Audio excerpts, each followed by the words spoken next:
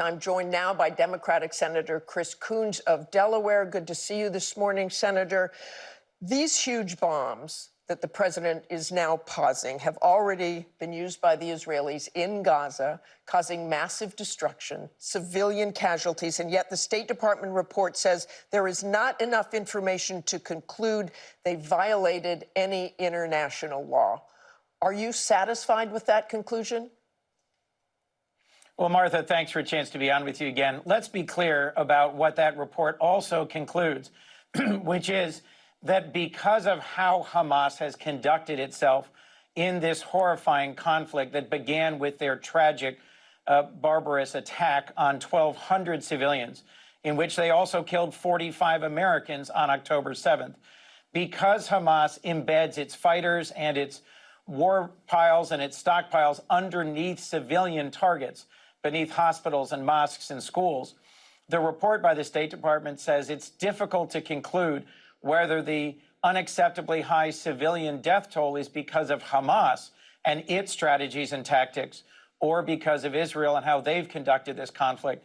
I do think it bears repeating every time we talk about this, that Hamas started this conflict, and Hamas and their conduct has largely driven the humanitarian crisis that continues in Gaza. No question that Hamas started this on October 7th. But again, what you've seen is massive destruction, civilian casualties, some estimates of 14,000 children killed. Are you happy with the conclusions of the report, the conclusions I just read you? Well, what matters more than the conclusions of the report, Martha, is what we do, what the United States does with our close and trusted ally, Israel. Privately, over many months, President Biden has urged, has cautioned Prime Minister Netanyahu and his far-right government to not go into Rafah at scale without first allowing for civilians, the million refugees who have moved down to Rafah at the direction of the IDF and are now trapped up against the hard border with Egypt because Egypt will not allow any of them in. What matters, Martha, is whether the next stage of this conflict against Hamas, which Israel has every right to carry out, allows for civilians to get out of the way of any future attack on Rafah. And that's what President Biden has said now publicly as well as privately to our trusted ally Israel is, you can continue this war against Hamas, but if you're going to use our munitions and continue to have our support, you have to do it in a way that minimizes civilian casualties. Senator Coons, and I know. That means now that you've encircled Rafah, pausing and allowing civilians to move forward.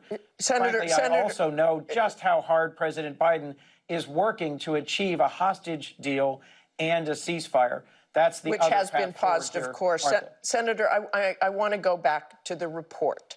Your Democratic Senate colleague, Chris Van Hollen, said the administration ducked all the hard questions about making the actual determination. I think what they are trying to do is make clear that they recognize how bad the situation is, but they don't want to have to take any action to hold the Netanyahu government accountable for what's happening. Your response?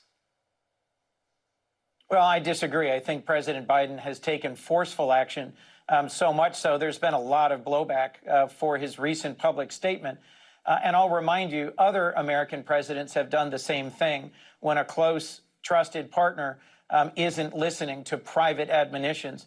It was President Reagan who repeatedly paused the delivery of F-16s when then Prime Minister Menachem Begin carried out a strike against a Syrian nuclear complex and invaded southern Lebanon and conducted the war in southern Lebanon in a way that raised real concerns about the civilian consequences. So for my colleague and friend, Senator Van Hollen, to say that there's been no consequences and no forceful action by President Biden, I think misses the point here that President Biden has over and over urged the far-right government of Prime Minister Netanyahu to take the appropriate action and has now publicly said what the consequences will be. So, Senator, what is the line for moving from inconsistent to illegal? I think we'll be looking closely at the path forward that Prime Minister Netanyahu chooses in the days ahead. Whether he will use American-supplied munitions to bomb and invade and attack Rafah and the million civilians who are there in order to get at the Hamas fighters who are buried in tunnels deep beneath Rafah, or whether he will move ahead with allowing those civilians to be relocated in accordance with a plan developed with the United States, a plan that isn't yet fully acceptable to us, or my preferred outcome, whether the months of work to make ready a deal between Saudi Arabia and Israel that will allow for a ceasefire, a hostage release, and a resolution to the Arab-Israeli conflict, and a regional security architecture that will deliver long-term security for Israel against Iran. And Martha, I'll remind you and your viewers, it was just 3 weeks ago that President Biden ably came to Israel's defense in partnership with the British, the French, the Saudis, and the Jordanians when Iran launched 300 missiles and drones at Israel. It's clear we are willing to strongly defend Israel, but he's urging Prime Minister Netanyahu to choose the path of peace that's right in front of him. Senator, if reaching a deal with regional actors. If Prime Minister Netanyahu does go in with a full-scale assault on Rafah, what do you think the president should do? We've heard his warnings. I think we will act, and I think this will be up to the president in exactly what way he will act. But I'll remind you there's precedent for this. President Reagan was forced into a position where he did the same thing. You remind us for that, but what do you mean he will act? He'll stop weapons? He'll stop more weapons? Yes. How many weapons? All weapons? I'm clear that we will not abandon Israel. He will not stop providing defensive systems to Israel. Look, Hezbollah continues to attack Israel in the north. Just last night, there was more rockets and shells coming into the north of Israel. So you're saying he'll stop offensive weapons? Defenseless at all. Not defenseless, but you talk about specifically defensive weapons. So are you saying offensive weapons should be stopped? Look, I think whatever munitions, such as the 2,000-pound bombs that have previously been used in Gaza, that are supplied only by the United States and that can cause massive civilian casualties, may well be paused. It is tragic that we're at this point.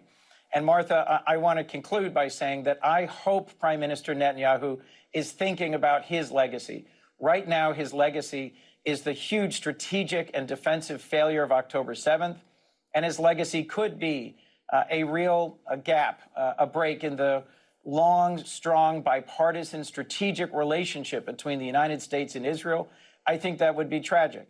His legacy could instead be achieving regional security and peace for Israel. Okay, thank you so much for joining us this morning, Senator.